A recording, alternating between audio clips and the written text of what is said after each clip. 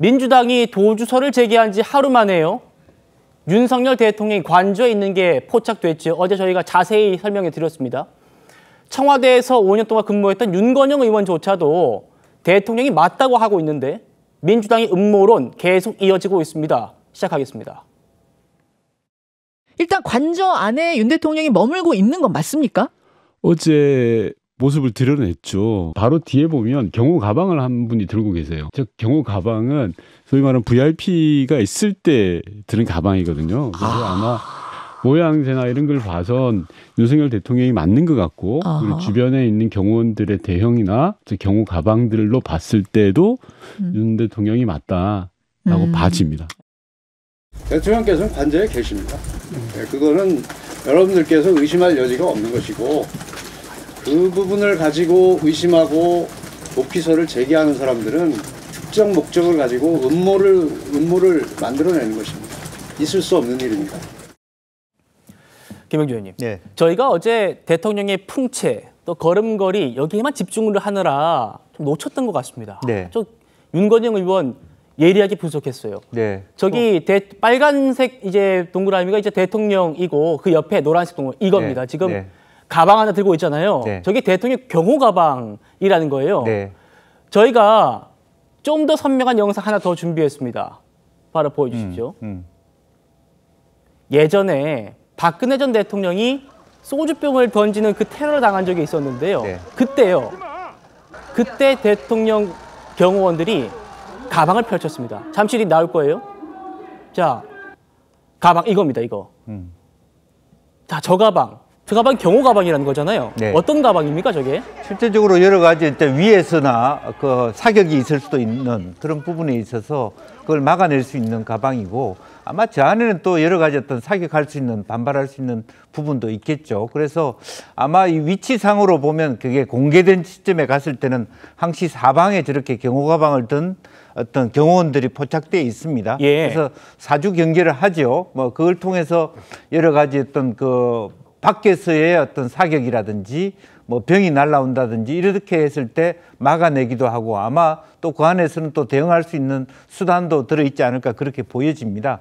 그래서 실제적으로 그러한 그 경호원들이 현재 관저에 대통령이 계시다라고 하는 것을 저 경호 가방이 상징적으로 나타낸다 그렇게 봐야 될 것 같습니다. 그렇군요. 변호인들이 대통령이 관저에 있다고 하고 또 지금 보시는 것처럼 경호 가방을 든 장면까지 포착됐는데도 민주당은요 여전히 도피서를 굽히지 않는 것 같습니다. 들어보시죠.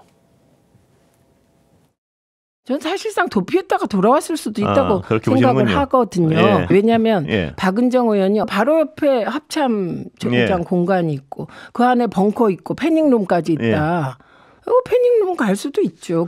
이런 가능성은 공수처장도 인정했고 영화에서 너무 많이 봐가지고요.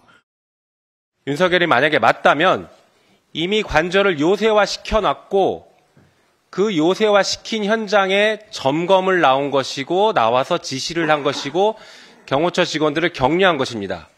이것이 무엇이겠습니까? 바로 도주 우려가 직접적으로 인정되는 그 정황이라고 할 것입니다. 도피했다가 돌아온 것 아니냐.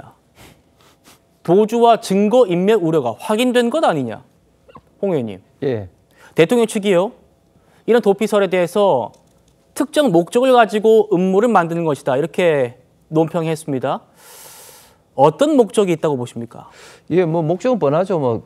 저렇게 이야기함으로써 첫 번째는 대통령이 이제 도망갈 수 있다는 그런 걸 통해서 이제 국민들에게 좀 망신을 주고자 하고 또 두 번째는 앞으로 다가오는 체포영장 내지는 또 더 나아가서는 어떤 구속영장 집행에 있어서도 어떤 도주의 우려가 있으니까 영장을 집행해야 된다 이런 어떤 법적인 목적으로도 쓸 수도 있고 또 세 번째는 지금 한남동 앞에 많은 어떤 국민들이 이 엄동설 안에도 대통령을 지키겠다고 지금 하고 있는데 그리고 특히 젊은 어떤 청년 세대가 굉장히 많이 있습니다. 이런 어떤 분들에 대해서 대통령이 도망가니까 어떻게 보면 좀 힘을 빼기 위한 어떤 그런 어떤 목적으로 이야기를 하고 있는 것 같습니다. 그런데 과연 민주당 의원들이 이런 어떤 음모론이 뭐 지금 이제 한두 번이 아니죠. 뭐 특히 최근에 뭐 또 비행기 전용기가 뭐 뜬다든지 또 북한 어떤 고의적인 어떤 그런 충돌 어떤 이야기 가능성부터 해서 또 그 이전에 올라가면 뭐 광우병부터 해서 수많은 이런 어떤